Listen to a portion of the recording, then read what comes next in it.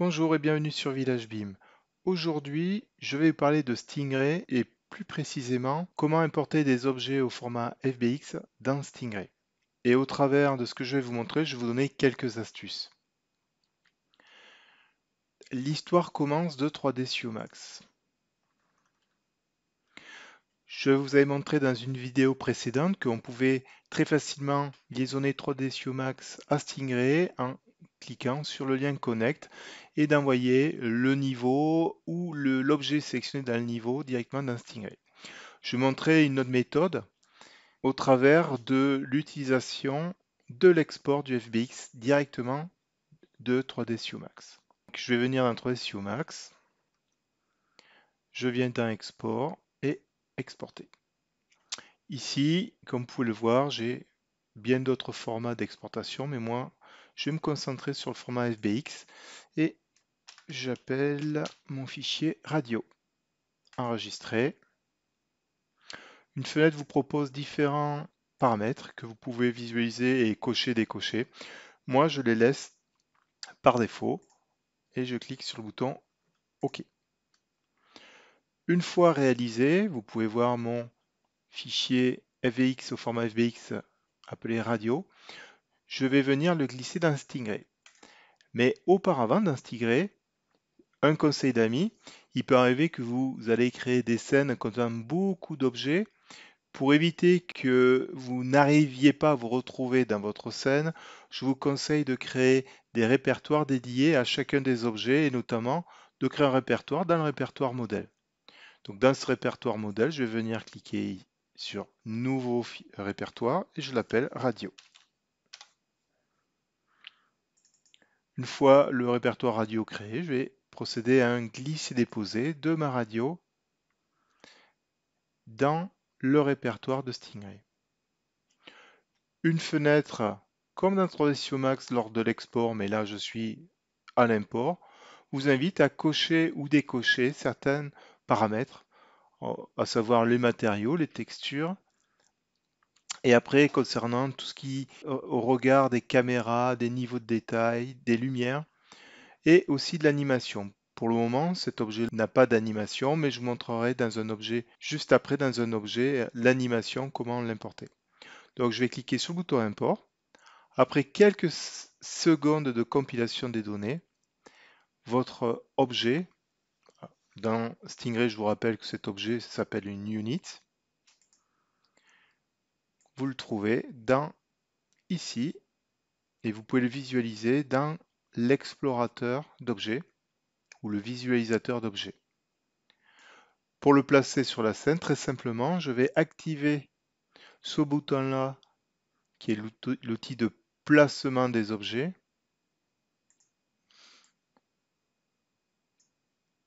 Et comme vous pouvez le voir ou pas le voir, la radio ne s'y trouve pas. Si j'élargis mon champ visuel, on va s'apercevoir que la radio en fait se trouve à un autre endroit, elle se trouve ici. Elle est très excentrée de son centre. Si je viens faire un zoom sur la radio, on voit bien qu'elle est bien complète, on a bien la texture, sauf qu'on a ce delta là. Donc je vais vous montrer comment résoudre ce petit problème.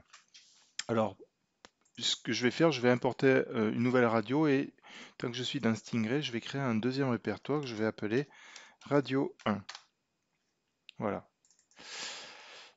De retour dans 3D Studio Max, je clique sur l'objet et je vais faire un clic droit sur le bouton déplacement.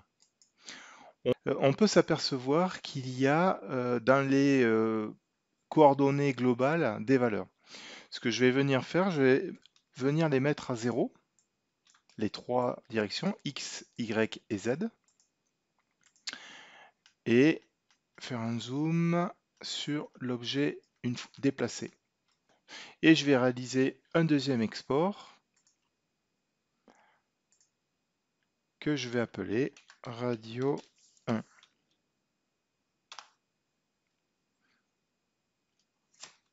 OK. Et maintenant, effectuer le glisser-déposer de mon radio 1 dans Stingray. Dans Stingray, je suis bien dans le répertoire radio 1, donc là, je vais glisser mon objet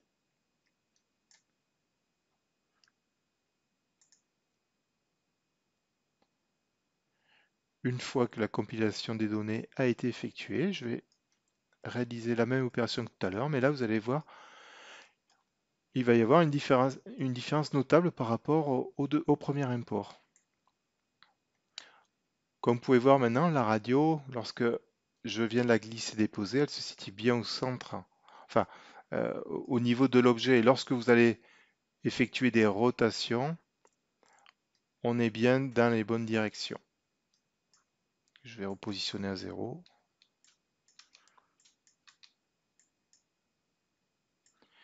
Voilà. Donc ça, c'était la première astuce. Faites attention au centre de l'objet par rapport au centre global de la scène. Avant de procéder au deuxième exemple, je vais venir supprimer les deux répertoires de radio. Je vais venir supprimer ici et venir supprimer les répertoires.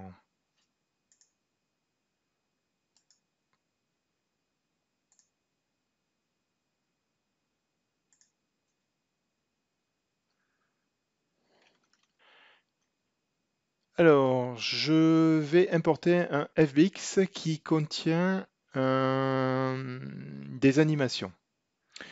Pour cela, je vais créer encore un nouveau répertoire que je vais appeler platine, car il s'agit d'une platine de disque.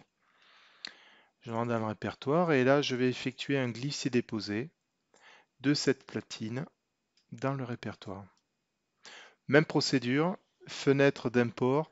Et là, on peut découvrir que si je viens cocher animation, j'ai la possibilité d'importer une animation, à savoir comme une nouvelle animation, et de lui donner un nom. Donc je vais le laisser, je vais lui laisser ce nom-là.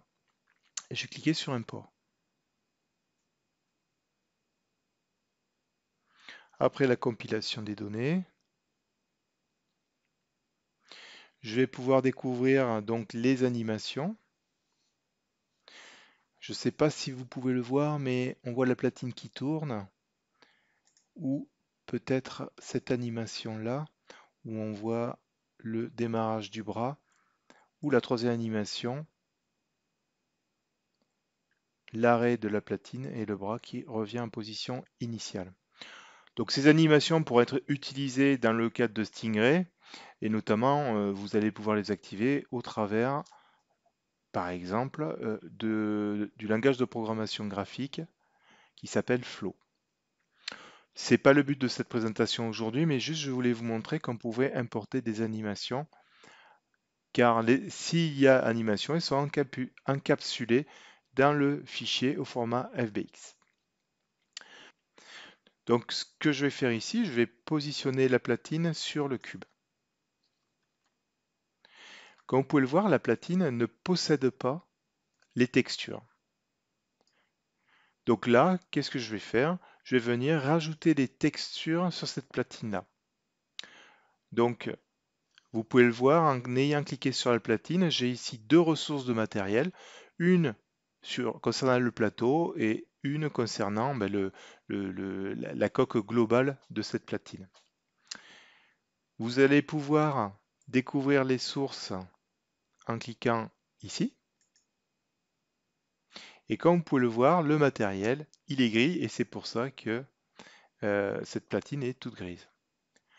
On peut voir dans les propriétés de ce matériau qu'il est caractérisé par plusieurs cartes, à savoir la carte de couleur, les normales, métalliques, le roughness et l'émissivité. Donc, donc il va falloir que je remplisse ces champs-là par des textures adéquates pour que enfin mon appareil ressemble réellement à un appareil avec sa forme et ses textures. Donc, encore une fois, je vais créer un nouveau répertoire à l'intérieur de la platine. Je vais l'appeler par exemple texture 1. Et dans cette texture 1, je vais venir importer donc les éléments qui se reportent aux différentes cartes que je dois remplir. Dans mon répertoire, j'ai quelque chose qui s'appelle texture. Je vais importer donc la couleur de base, l'émissivité, la carte des normales et le roughness. Au passage, la roughness veut dire rugosité. Je prends ces éléments-là et je viens les glisser-déposer dans le répertoire que je viens de créer. Une fois les données compilées, je vais pouvoir associer chaque carte de texture à chaque champ. Donc la couleur de base, on va le mettre ici. Et ici, si je viens cocher, vous allez apercevoir qu'il vient mapper cette couleur sur justement la partie du disque. L'émissivité, on va la positionner ici. Les normales ici. Et les rugosités ici. Et toujours normal, rugosité, émissivité. Et donc là, vous avez un tourne-disque dont le disque a maintenant une texture. De la même façon, nous allons procéder par le même biais pour texturer l'appareil. Je vais créer un répertoire que je vais appeler texture 2. Et dans mes textures, je vais venir récupérer la couleur, l'émissivité, le métallique, la carte des normales, la rugosité. Et encore une fois, un glisser-déposer dans le répertoire de Stingray. Alors pour accéder aux caractéristiques donc, du lecteur, je vais encore une fois cliquer sur aller chercher la ressource.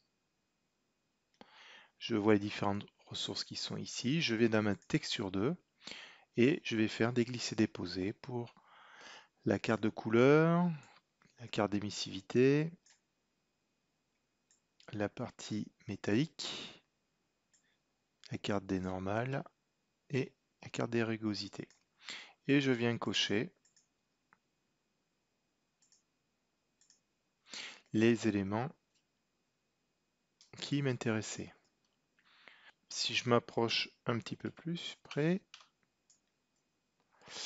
pour vous montrer ce que va faire la carte des normales, si je viens décocher ici la carte des normales, vous découvrez qu'on n'a plus les détails sur certains objets. Et donc on appelle ça la carte des normales. Donc ça, c'était une méthode, dans le cas où les textures ne sont pas encapsulées dans le FBX, de pouvoir les affecter. Alors, c'est assez pratique et c'est assez puissant puisqu'on va pouvoir appliquer différentes textures sur les objets. On a c'est quelque chose qui est très flexible, mais qui coûte beaucoup de mémoire à Stingray lorsqu'on va pouvoir jouer cette scène. Notamment l'aspect d'avoir beaucoup de données dans les propriétés des textures et par exemple aussi ces cases à coche. Donc je vais vous montrer dans un troisième exemple comment je vais réaliser mon propre shader en utilisant des fichiers de type RMA. Des fichiers RMA, en fait, c'est des fichiers qui vont contenir la rugosité, donc la roughness, le metallicness et l'occlusion ambiante. En fait, c'est un fichier compressé qui va contenir les trois informations. L'avantage de tout ça, c'est qu'on aura une meilleure réactivité de Stingray lorsqu'on va jouer la scène. Alors, pour faire cela, je vais venir créer, toujours dans la platine, un nouveau répertoire que je vais appeler shader FX par exemple. Dans ce répertoire-là, je vais créer mon propre matériau et je vais utiliser un matériau vide que je vais appeler mat A- par exemple. Et lorsque vous cliquez ici dans les propriétés, je vais pouvoir ouvrir l'Open Shader Graph ou vous pouvez double-cliquer sur l'objet. Ici, il vous l'ouvrira aussi. Donc par défaut, il va vous ouvrir une fenêtre toute noire avec un nœud de base ici. Alors ce que je vous conseille, c'est d'organiser votre fenêtre pour que vous ayez sur la gauche votre graphe que l'on va construire et sur la droite qu'on puisse voir les propriétés. Savoir que lorsque le nœud de base n'est pas activé, on va pouvoir voir les propriétés qui ont été associées à la totalité du shader graph.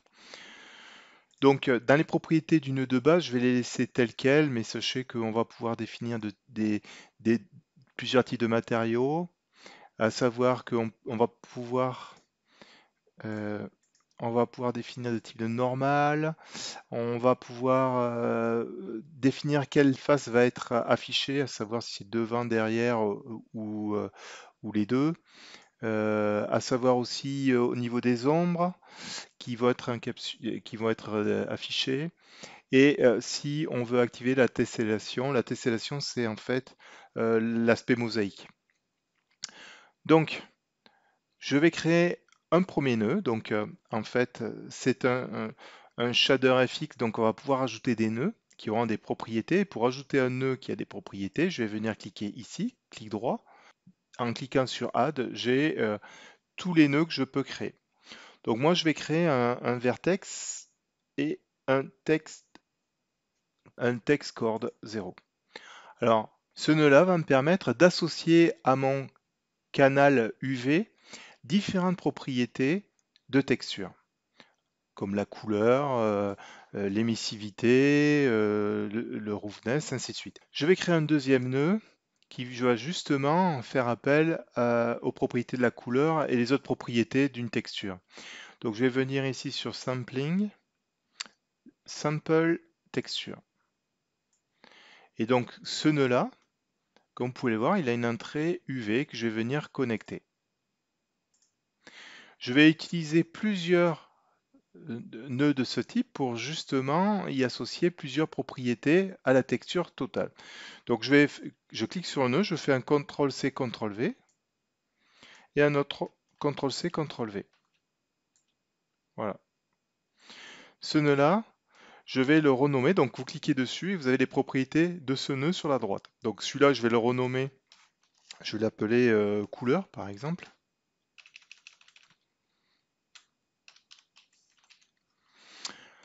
Là, vous avez, donc ça c'est le nom du nœud, comme vous pouvez le voir après l'avoir changé de champ, il s'appelle bien couleur. Vous avez le nom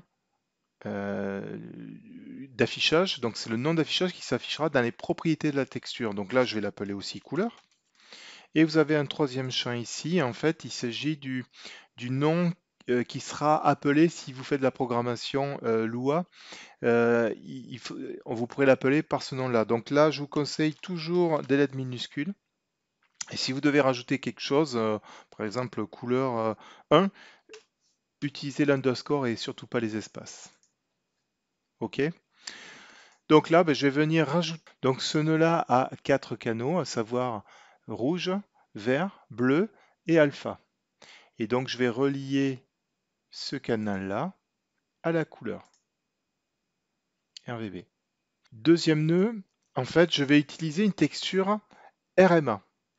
La texture RMA, en fait, c'est une texture un peu spéciale. Elle va condenser à l'intérieur 3 informations. Donc RMA, R de roughness, M de métallique, A de ambient occlusion. Il y a différents logiciels qui peuvent vous générer ce type de format de fichier qui, je le rappelle, regroupe les 3 propriétés. Donc moi, dans mon cas, je vais venir utiliser 3 canaux du RGB.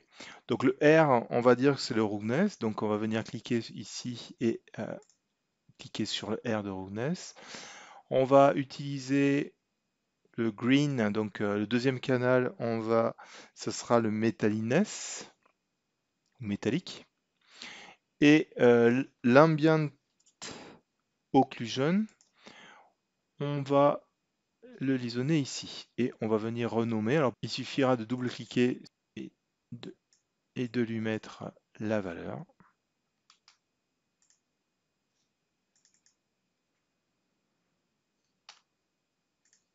Donc voilà.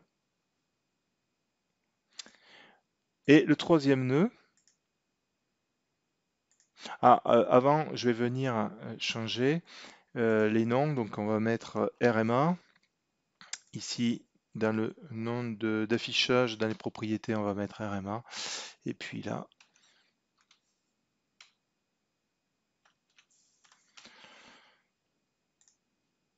et le dernier nœud, par exemple l'émissivité. Donc je vais venir prendre un seul des canaux et je vais venir le connecter à émissive. On va venir renommer émis, émis, et ici émis underscore 1 par exemple. Donc, lorsque vous avez cliqué à l'extérieur, on va retrouver les trois valeurs. Je vais venir sauvegarder, fermer le graphe ici, et maintenant je vais venir appliquer ce shader que je viens de créer à mon objet. Et donc je vais remonter d'un cran et je vais cliquer sur le matériau ici. Comme vous pouvez le voir, c'est ici que je connecte le shader graph au matériau. Donc je vais venir lui indiquer que je veux qu'il pointe sur le nouveau shader FX que je viens de créer. Mat à moi ici. Et je vais cliquer sur OK. On va retrouver nos trois variables. Et c'est à ce moment-là que je vais pouvoir associer les trois cartes que je veux appliquer à ces trois champs-là. Donc je vais créer un autre répertoire que je vais appeler shader disk par exemple.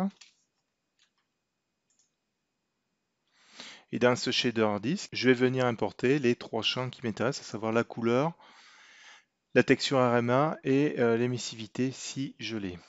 Donc de retour dans mon répertoire, j'ai besoin de la couleur, de l'émissivité et du RMA qui combine, je rappelle, la rugosité, le métallique et l'occlusion ambiante. Et je fais un glisser-déposer dans Stingray. Une fois les datas compilées, comme tout à l'heure, je vais pouvoir les associer aux différents champs. Au passage, une fois que les données ont été compilées, vous pouvez remarquer que le disque est devenu tout noir. Mais une fois que j'aurai associé les différentes valeurs, vous voyez, hop, la couverture de disque apparaît. Je vais rajouter l'émissivité et la texture RMA. Et vous validez. De la même façon, je vais venir créer un autre répertoire que je vais venir appeler shader platine. Et dans ce répertoire-là, je vais venir chercher la couleur, l'émissivité et la texture RMA. Glisser déposer dans ce répertoire-là. Alors voilà, vous voyez, les données ont été compilées, sauf que ma platine est toujours avec les mêmes textures. Pourquoi? Et parce qu'en fait, sur mon d'un cran que je m'intéresse au matériau composant la texture, elle pointe sur l'ancienne texture. Donc maintenant, il va falloir que je lui dise de pointer sur mon nouveau shader FX. Mat à moins. Voilà, donc là vous voyez donc la platine devient toute noire. Et il me restera à venir appliquer les textures.